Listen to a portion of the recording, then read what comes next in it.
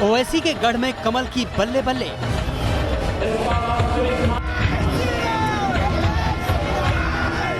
निजाम राज से हैदराबाद को अब मुक्ति।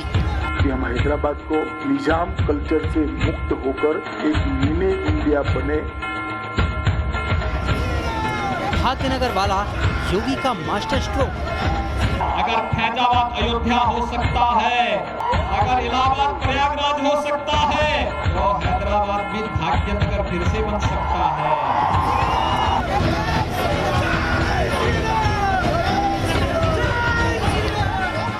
हैदराबाद में भाग्य बदलने वाले नतीजे। भारत के अंदर कोई रहेगा तो भारत के संविधान के अनुसार उसको चलना भी पड़ेगा।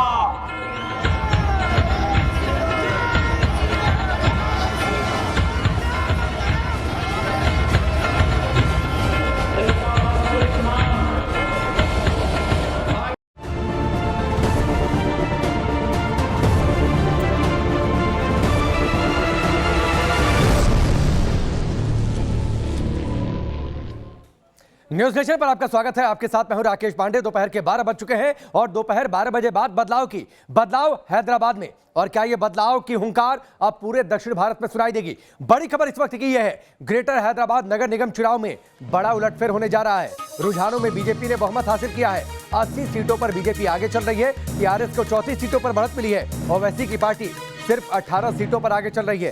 कांग्रेस ने 2 सीटों पर बढ़त बना रखी है। ये इस वक्त की बड़ी खबर है। बीजेपी ने हैदराबाद के नगर निगम चुनाव में, हैदराबाद का नगर निगम आपको यह भी बता दें देश के बड़े नगर निगमों में से एक है। और हैदराबाद के नगर निगम में जो 4 जिले आते हैं, अगर उन सभी को मिला लिया जाए तो करीब 24 विधानसभा सीटें और 5 लोकसभा की सीटें जो तेलंगाना की हैं वो आती हैं। तो क्या ये एक बड़ा बदलाव होगा?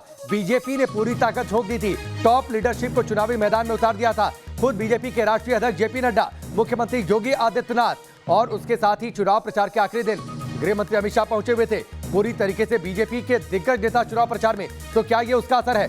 बीजेपी आगे है, बीजेपी खेमे में जीत का जश्न है। आप ये तस्वीरें देखिए, जोश में है हैदराबाद की बीजेपी इकाई और साथ ही बीजेपी के कुछ बड़े नेता भी। संबित पात्रा ने ट्वीट भी किया है और भाग्य लक्ष्मी देवी की तस्वीर को उन्होंने अपने ट्विटर पर लगाकर भाग्यनगर ट्वीट कर दिया है। काउंटिंग चल रही है, बैलेट से ये पूरा चुनाव हुआ है। लेकिन बड़ा सवाल तीसरी तस्वीर को लेकर, सवाल ये कि हैदराबाद जो कि ओवैसी का गढ़, क्या उसमें बीजेपी ने सेंधमारी कर दी है? जहां पर सारे इक्के ओवैसी के फिट बैठते थे, आखिरकार इस बार फेल क्यों? तो बड़ी खबर यह है कि हैदराबाद निकाय चुनाव के रुझानों में बीजेपी ने बहुमत हासिल किया है। बीजेपी में जीत का जश्न शुरू हो गया है। संबित पात्रा ने ट्वीट किया है। बीजेपी प्रवक्ता संबित पात्रा ने भाग्य लक्ष्मी देवी की तस्वीर अपने ट्विटर अकाउंट से साझा की है और उसके साथ ही उन्होंने लिखा है भाग्यनगर। आपको यह भी बता दें कि दरअसल जब यूपी के मुख्यमंत्री योगी आदित्यनाथ पहुंचे हुए थे हैदराबाद, जब उन्होंने चुनावी रैली की थी तो उन्होंने ये कहा था कि जब इलाहाबाद का नाम प्रयागराज हो सकता है, फैजाबाद का नाम अयोध्या हो सकता है, तो हैदराबाद का नाम भाग्यनगर क्यों नहीं हो सकता? तो क्या यह माने कि इसीलिए बीजेपी के दिग्गज नेता जोश में है? और क्या इसीलिए बीजेपी के राष्ट्रीय प्रवक्ता संबित पात्रा ने, आप ये तस्वीर देखिए, आपसे थोड़ी देर पहले उन्होंने ट्वीट की है और इस ट्वीट में उन्होंने भाग्य लक्ष्मी देवी की तस्वीर साझा की है और उसके साथ ही उन्होंने ऊपर लिखा है भाग्यनगर। भाग्य लक्ष्मी देवी मंदिर, आपको यह भी बता दें कि ये हैदराबाद में जो चार मीनार है उसके ठीक पास में यह मंदिर मौजूद है। और जब अमित शाह पहुंचे हुए थे तो उन्होंने अपने दौरे की शुरुआत यहीं से की थी।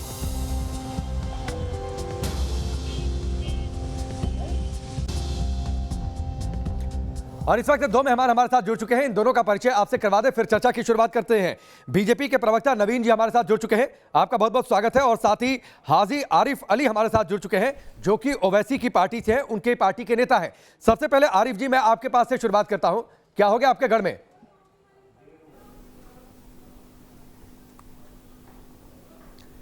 ठीक है, यासिर हमारे सहयोगी हमारे साथ जुड़े हुए हैं। यासिर बताइए, लेटेस्ट जानकारी, अपडेट क्या आपके पास सीटों को लेकर, रुझान को लेकर?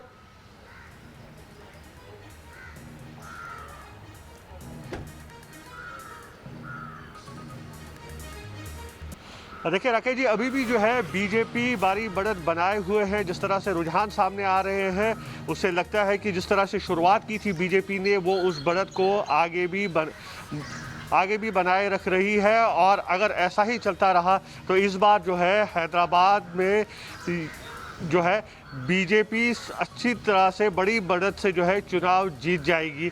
हालांकि अभी बहुत टाइम है जब तक काउंटिंग कंप्लीट हो जाएगी, लेकिन जिस तरह से रुझान हम सुबह देख रहे हैं, जब शुरुआत हुई थी और अब करीब 3 घंटे बाद भी जो है बीजेपी बढ़त बनाए हुए है, तो कहीं ना कहीं साफ नजर आ रहा है कि जिस तरह से चुनाव प्रचार किया था बीजेपी ने, हैदराबाद में तमाम आला नेता पहुंचे थे बीजेपी के, उसका फायदा साफ दिख रहा है यहाँ पर। ठीक है, चलिए यासिर मैं आपके पास आता हूं। नवीन जी हमारे साथ जुड़े हैं, भारतीय जनता पार्टी के प्रवक्ता। नवीन जी, खुश तो बहुत होंगे आप, समित पात्रा ने भाग्य लक्ष्मी देवी की तस्वीर भी साझा कर दी है, तो मान ले कि अब तो भाग्यनगर नाम बदल ही दिया जाएगा। वहाँ की जनता ने बदल दिया है राकेश भाई, और जो निजाम संस्कृति उससे मुक्ति पाने की तरफ चल रही है। हैदराबाद और तेलंगाना की जो जनता है वो अब चाहे टीआरएस हो या फिर जो है असदुद्दीन ओवैसी साहब की पार्टी हो, किसी को नहीं चाहती है। वो सबका साथ, सबका विकास, सब पे विश्वास के साथ जो नरेंद्र भाई मोदी इस देश के अंदर काम कर रहे हैं, किसानों के लिए कर रहे हैं, गरीबों के लिए कर रहे हैं, मजदूरों के लिए कर रहे हैं, मध्यम वर्ग के लोगों के लिए कर रहे हैं, सभी के लिए कर रहे हैं, उस पर उनको विश्वास है। देश की सीमाएं जिसके अंदर सुरक्षित है उस पर विश्वास है। राज्यों का बढ़ता हुआ विकास, राज्यों में होते हुए डेवलपमेंट, उस पर राज्य सरकार के निरंकुशताओं के बावजूद, बहुत सारी राज्य सरकारें ठीक से काम नहीं कर रही हैं, उसके बावजूद जिस प्रकार से केंद्र मदद कर रहा है, वहाँ की जनता भी समझती है कि भाजपा ही भाग्य लक्ष्मी और भाग्य उदय का कारण है। इसलिए भावनगर बदले, नाम बदल जाए, उसको अच्छी बात है, वो बदलना चाहिए। वहाँ की अगर जनता चाहती तो नाम बदला भी जाएगा, लेकिन मैं समझता हूं कि भारतीय जनता पार्टी जिस प्रकार से तेलंगाना में प्रचंड बहुमत के साथ जीत रही है।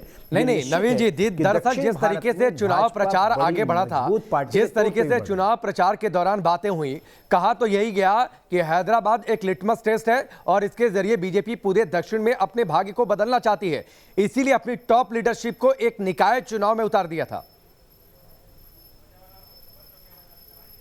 नहीं, बिल्कुल ठीक। देखिए, चुनाव छोटा हो या बड़ा, ये उन लोगों के लिए होगा जो सत्ता की दौड़ में भागते हैं, जिसको सेवा करनी है, जो सेवा के लिए चलता है, जो छोटा और बड़ा चुनाव नहीं देता। हमारे यहाँ चाहे स्थानीय निकाय का चुनाव हो, चाहे लोकसभा का चुनाव हो, सभी महत्वपूर्ण है। वो इसलिए कि जब आप जन सेवा के भाव से काम करते हैं, तो चाहे स्थानीय इकाई में काम करना हो, चाहे विधायिका में काम करना हो, चाहे लोकसभा में काम करना हो, पूरा काम करना हो, उसकी रिस्पॉन्सिबिलिटी है। नरेंद्र भाई मोदी तो वैसे भी सबके कार्ड चेक करते रहते हैं, आपने कितना काम किया साल भर में, 2 महीने में रिव्यू करते हैं। तो जब सबको रिव्यू करना है, सबको मेहनत करनी है, सबको सेवा करनी है, तो फिर ये छोटा बड़ा चुनाव में बड़ा नेता आया, छोटा नेता आया, नहीं, भाजपा तो कार्यकर्ताओं की पार्टी है। दूसरी एक बड़ी महत्वपूर्ण बात, नहीं नवीन जी, चलिए मैं आगे आपसे चर्चा करता हूं, हर निकाय चुनाव। सही कहा कि दक्षिण में भारत का भाग्य उदय शुरू हुआ है और वो भाग्य लक्ष्मी जी के यहीं से हुआ, इसमें कोई दो राय नहीं है। और हम ये मान के चलते हैं कि दक्षिण भारत में भाजपा बड़ी पार्टी। ठीक है नवीन जी, हर निकाय चुनाव में बीजेपी अपनी टॉप लीडरशिप को तो नहीं उतारती है, इसलिए हैदराबाद में अगर टॉप लीडरशिप को उतारा गया ओवैसी के गढ़ में, तो जाहिर सी बात है इसके राजनीतिक मायने हैं। मैं आपसे चर्चा करता हूं, विनोद बंसल जी हमारे साथ जुड़ चुके हैं और साथ ही अजमल खान जो ओवैसी की पार्टी से हैं वो हमारे साथ फोन लाइन पर जुड़ चुके हैं। मैं आता हूं नवीन जी। अजमल जी बताइए क्या हो गया? ओवैसी तो कह रहे थे डेमोक्रेटिक स्ट्राइक करेगी हैदराबाद की जनता, अब तो हो गया डेमोक्रेटिक स्ट्राइक, मानेंगे आप अभी भी इसे? नहीं, डेमोक्रेटिक स्ट्राइक चल रही है, अभी फाइनल नहीं हुआ है। तो अगर जो भी जनता डिसाइड कर देगी वो मानना है, यही डेमोक्रेसी का मतलब है। नहीं ओवैसी के कहने के मायने तो कुछ और थे ना, उन्होंने तुलना स्ट्राइक से, जो सर्जिकल स्ट्राइक हुई थी उसके आधार पर उन्होंने कह दिया था ये डेमोक्रेटिक स्ट्राइक और वो होगी भारतीय जनता पार्टी पर। अभी भी अब आप लोगों को लगता है कि हैदराबाद की जनता बदलाव चाहती थी, आपके गढ़ में बीजेपी ने सेंध लगा दी? अभी तक जो रुझान आ रहे हैं उससे जो बात आप कह रहे हैं ऐसा लगता है, लेकिन अभी भी हम पिछली बार 44 सीट पे थे ना, 18 पे अभी भी आगे चल रहे हैं आप ही के चैनल के हिसाब से। तो ये सही है कि अभी जो रुझान आ रहे हैं उसमें बीजेपी बढ़त बनाए हुए, यही डेमोक्रेसी है, यही डेमोक्रेटिक रिफॉर्म है, यही डेमोक्रेसी है भाई। डेमोक्रेटिक स्ट्राइक यही है। अगर पब्लिक चाहती है भारतीय जनता पार्टी को तो भारतीय जनता पार्टी आएगी, उसमें कौन सी बात। चलिए अच्छी बात है, अच्छी बात है अजमल जी, आप ये बात कह रहे हैं तो बिल्कुल अच्छी बात है। नवीन जी कोई छोटी सी प्रतिक्रिया देना चाहे तो जरूर दीजिए, फिर मैं विनोद बंसल का रुख करता हूं। मैं राकेश भाई स्वागत कर लेता हूं, और दूसरी बात ये भी मैं कहना चाहता हूं कि जो दक्षिण भारत में जिस प्रकार से कुछ पार्टियों ने मिलकर के दक्षिण भारत का विकास खत्म कर दिया था, उसकी शुरुआत हुई है।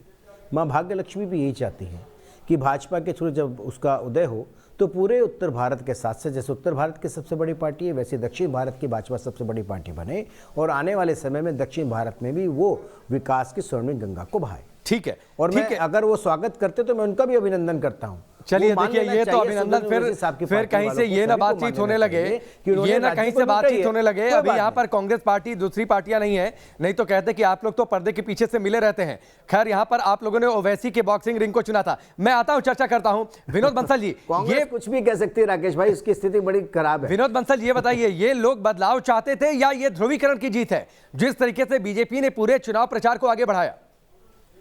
देखिए, मेरा ऐसा मानना है कि गोधरा के जो आतंकी थे वो हैदराबाद में पकड़े गए, सूरत बम ब्लास्ट के आतंकी हैदराबाद में पकड़े गए, और जो हिंदू मानबिंदुओं पर हमले लगातार जो हैदराबाद के अंदर हो रहे थे, उन सब का एक कलेक्टिव जो नतीजा है वो वहाँ की क्षेत्रीय जनता ने निकाला है। वो चाहते थे कि आखिरकार मेरे हैदराबाद को, हमारे भाग्यनगर को कब तक बदनाम करते रहेंगे ये नेता, और कब तक अपने बाप की बपौती समझते रहेंगे। आखिरकार जनता का जो लोकतंत्र है, और लोकतंत्र के अंदर जनता की चलती है। आप देखिए कि हिंदू त्योहारों पर जिस तरह से प्रतिबंध लगाने की कोशिश की गई थी, ठीक है, और उसके बाद जो मतलब आप ये कहना चाहते हैं ना विनोद बंसल जी, ये ध्रुवीकरण की जीत है, ये ध्रुवीकरण की जीत है। इसीलिए अमित शाह जब पहुंचे थे तो भाग्य लक्ष्मी देवी मंदिर पहुंचे हुए थे, इसीलिए योगी आदित्यनाथ ने भाग्यनगर की बातचीत कर दी, इसीलिए जो रैलियां हुई वो पूरी तरीके से भगवा रंग में रंगी हुई रैलियां हुई। तो नवीन जी ये माने ये ध्रुवीकरण की जीत होती दिखाई दे रही है, ना कि लोग बदलाव चाहते थे उससे ज्यादा? नहीं, देखिए, वहाँ के लोग बदलाव चाहते थे, ये बात सत्य है।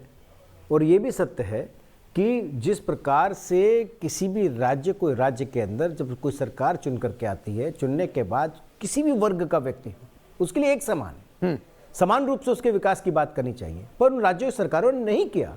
मेरे से पहले जो बोल रहे थे विनोद जी, वो सही बोल रहे हैं कुछ चीज़ों में कि भाई आपने उस राज्य में जाकर के केवल एक वर्ग को बढ़ाने का काम किया, ये दुर्भाग्यपूर्ण है। आपको सबके लिए विकास की बात करनी चाहिए।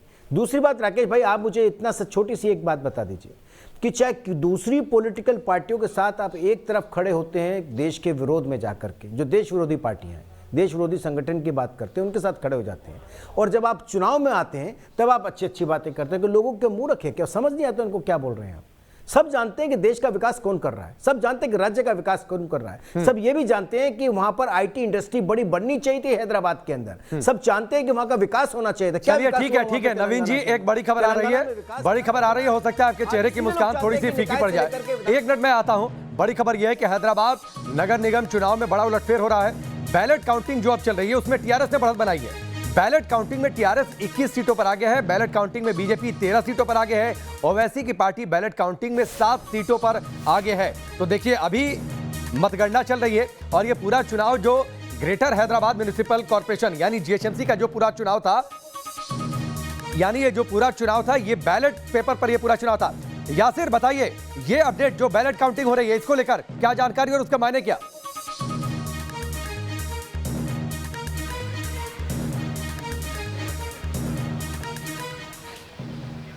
जी बिल्कुल, देखिए जिस तरह से मैं आपको बता रहा था कि जो पहले 2 घंटे के रुझान थे वो पोस्टल बैलेट के थे, और अब जो रुझान सामने आ रहे हैं, ये जो वोटिंग हुई थी 1 दिसंबर को, जिन्होंने वोट डाले थे हैदराबाद में, उसके रुझान आ रहे हैं, जिसके मुताबिक टीआरएस जो है 31 सीटों पर आगे है, एआईएमएम जो है 20 सीटों पर और बीजेपी 15 सीटों पर आगे है। तो आगे भी जो है ऐसा उलटफेर हो सकता है, क्योंकि जिस तरह से वोटिंग काउंटिंग हो रही है।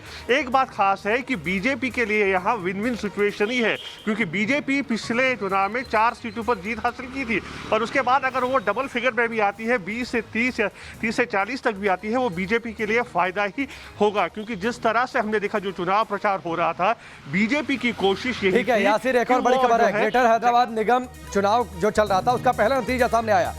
मेहदीपट्टनम सीट से ओवैसी की पार्टी ने जीत हासिल की है। ग्रेटर हैदराबाद निगम चुनाव का यह पहला नतीजा, जीएचएमसी का पहला नतीजा, मेहदीपट्टनम सीट से एआईएमआईएम ने जीत हासिल की है। नवीन जी बताइए, अब आपकी प्रतिक्रिया, कहीं बाजी पलट तो नहीं जाएगी?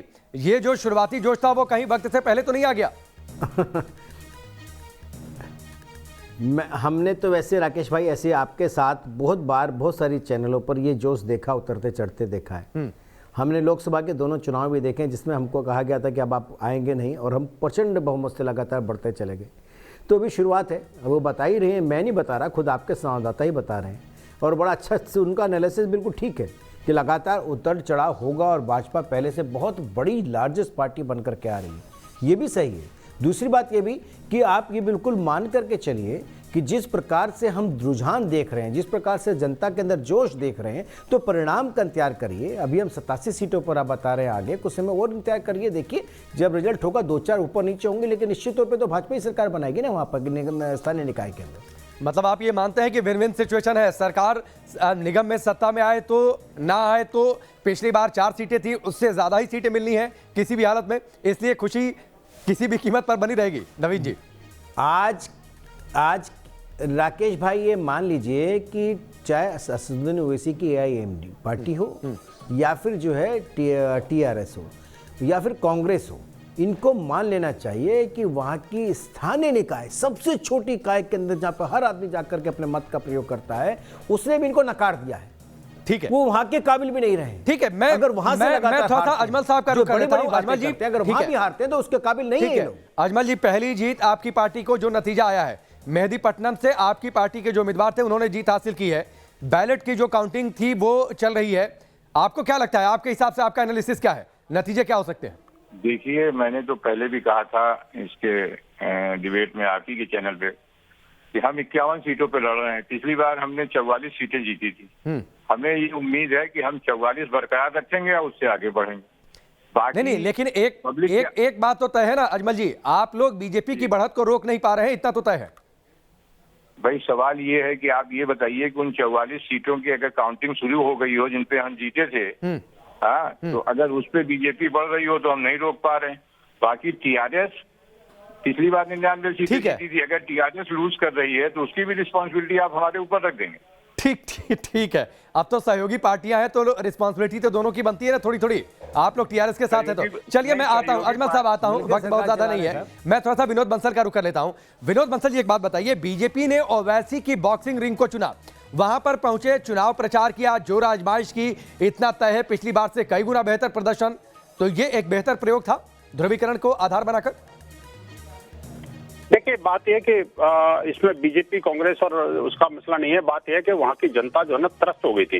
वास्तव में देखा जाए तो ये जो PFI की गतिविधियां और जिस तरह से राष्ट्र विरोधियों का जो गढ़ हैदराबाद बनाया जा रहा था, उससे निजात पाने के लिए लोग आगे आए हैं। नहीं, अगर तेजस्वी सूर्या ये कहते हैं, विनोद जी, अगर तेजस्वी सूर्या ये कहते हैं भाग्यनगर बनाने की ओवैसी हुई है, जिन्ना के अवतार है, तो जाहिर सी बात है आप ध्रुवीकरण को आधार तो बना रहे हैं। जो है, मैं आपके बात ठीक से सुन नहीं पा रहा हूँ, एक्चुअली कोई ऑडियो गलत आ रहा है। मैं ये कह रहा हूँ कि तेजस्वी सूर्या, आपको मेरी आवाज आ रही है? अगर तेजस्वी सूर्या ये कहते हैं कि ओवैसी जिन्ना के अवतार हैं, तो जाहिर सी बात है आधार तो ध्रुवीकरण को बनाया जा रहा है।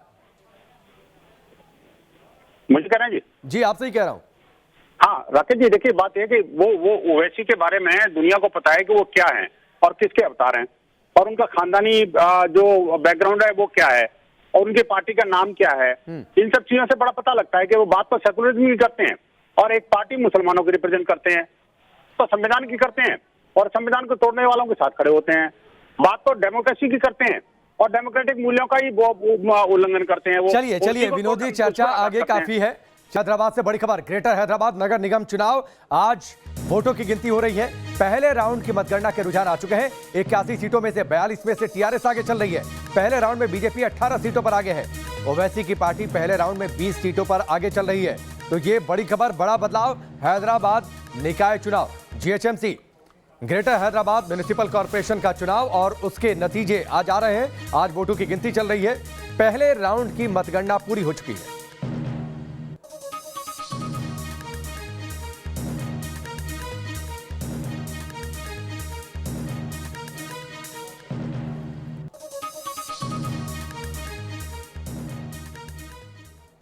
वक्त यहाँ पर ब्रेक का, लेकिन उससे पहले बात आपके पसंदीदा शो देश की बहस की बातचीत, जिसमें आप तय करते हैं कि आज की बहस का मुद्दा क्या हो। आज की बहस के मुद्दों के जो विकल्प हैं, जिनमें से किसी एक को चुनकर आप एजेंडा सेट कर सकते हैं। पहला विकल्प है हैदराबाद चुनाव में किसका चमका भाग्य, किसानों से वार्ता के बीच कौन भड़का रहा है, और तीसरा विकल्प है आपके सामने कोरोना वैक्सीन किस किस को मिल पाएगी। इन 3 मुद्दों में से आप किस पर चाहते हैं कि आज बहस हो, आप वोट कर सकते हैं। वोटिंग का विकल्प है, आप हमारी वेबसाइट www.newsnationtv.com या फिर हमारे मोबाइल ऐप पर जाकर वोट कर सकते हैं। हमारा ट्विटर हैंडल है @newsnationtv, हमारे Facebook channel news nation channel पर जाकर आप वोट कर सकते हैं।